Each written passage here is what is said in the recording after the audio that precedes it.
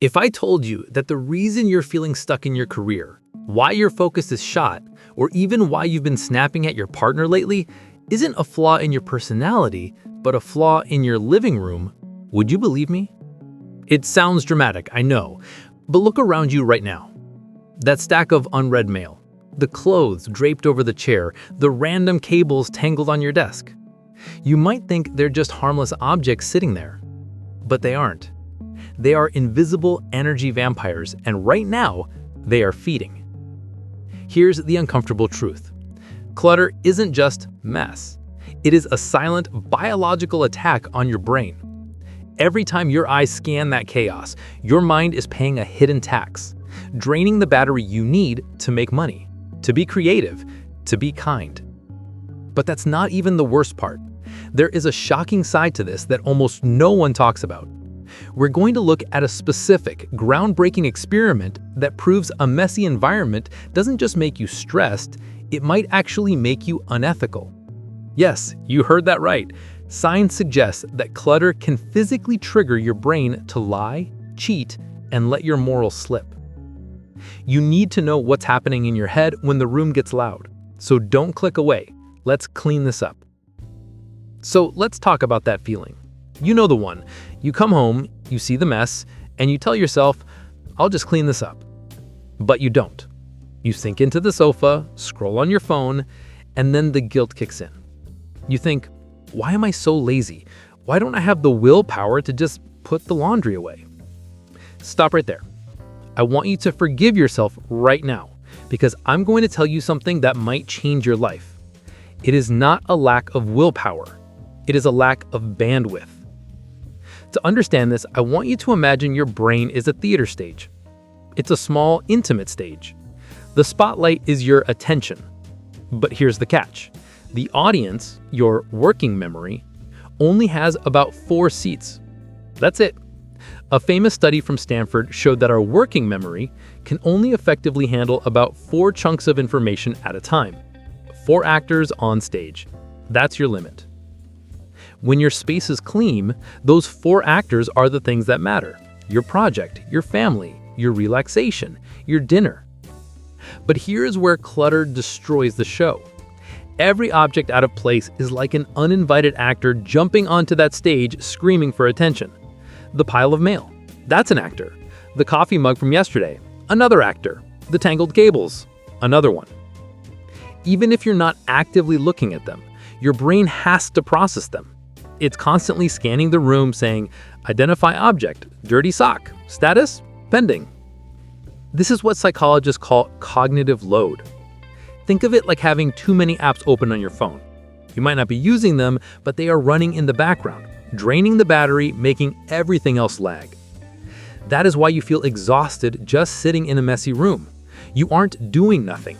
Your brain is working overtime just to filter out the visual noise. You're suffering from cognitive overload, and your battery is dying before you've even started your day. But here's the kicker. This energy drain doesn't just make you tired, it makes you dangerous. There is a specific way to clear the stage that doesn't involve spending your whole weekend cleaning.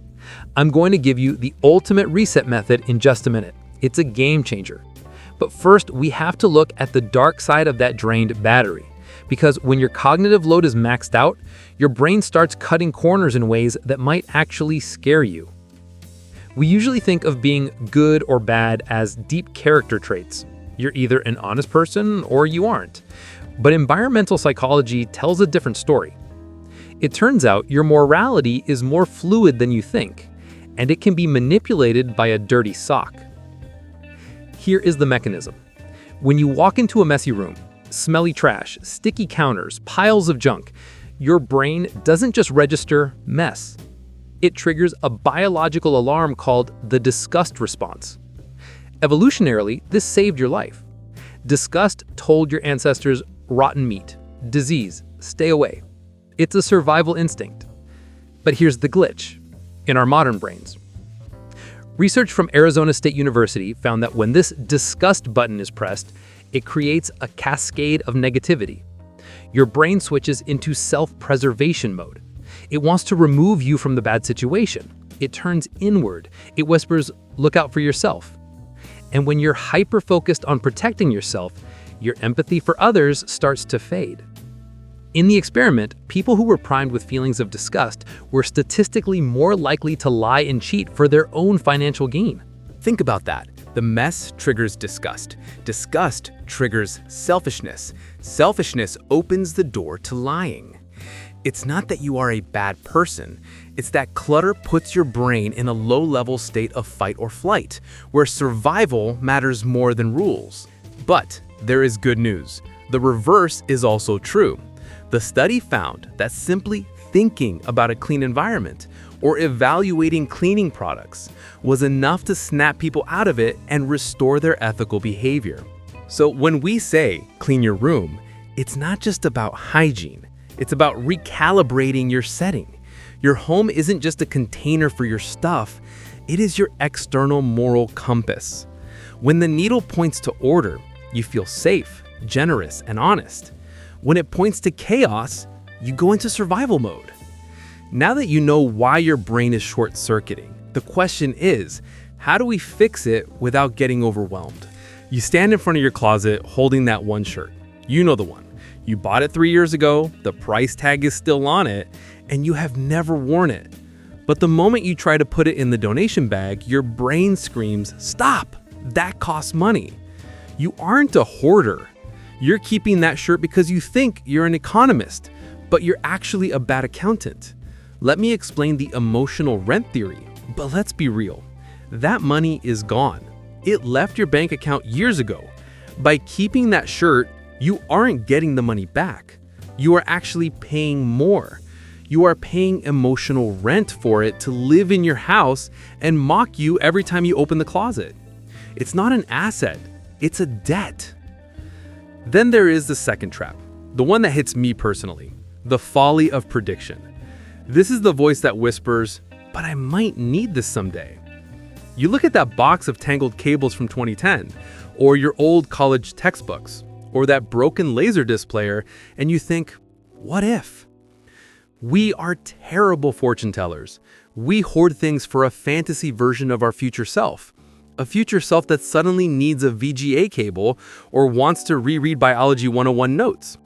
Economists call this the folly of prediction because we systematically overvalue the possibility of use and undervalue the cost of the mess. So please hear me.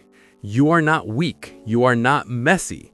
You are simply paralyzed by two very powerful, very human glitches in logic. Your brain is trying to be a good economist, but it's using bad math. Now that we've exposed the enemy, the biological stress, the moral shortcuts, and the economic traps, we can finally stop fighting ourselves and start winning. I'm going to share the single most effective strategy to bypass these traps. It's not about sparking joy, it's about biology. And it starts with a timer. So how do we hack the system? I promised you a reset.